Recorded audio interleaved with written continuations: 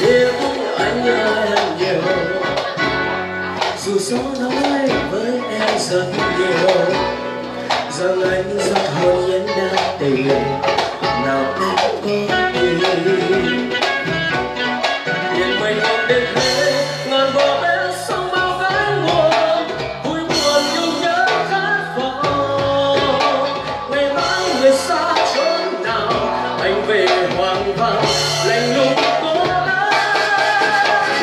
Sớm bắt em lòng sâu dịu êm, tình anh chẳng cho vơi say mê đắm chìm. Đừng nói với anh những gì để em hiểu rằng ngày ra đi mãi mãi. Đừng nói đến sao trong tâm hồn của em nào những con sông cổ theo sự hững hờ. Người sống yêu ai ở phương trời nào, đừng quên anh em nhé.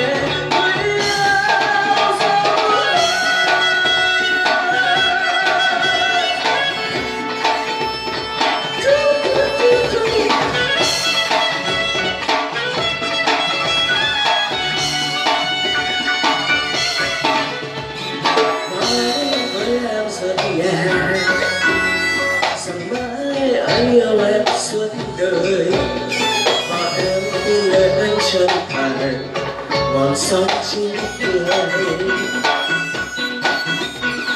Biết anh yêu em nhiều, dù gió nói với em rất nhiều rằng anh rất hồn nhiên đang tìm nào em có đi.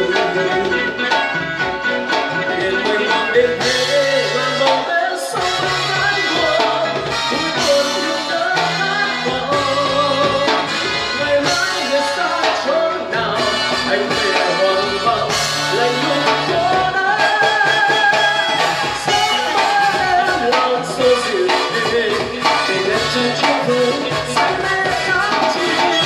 Đừng nói với anh những gì để em hiểu rằng anh ra đi mãi mãi. Của em nào những con sông cổ giữ hững hờ. Người sống yêu ơi ở phương trời nào, đừng quên anh em nhé.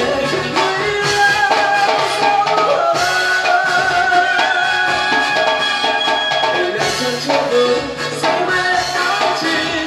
Đừng nói với anh những gì để em hiểu rằng anh ra đi mãi mãi. Tình anh tâm hồn của em nào như tôi sắp đổ.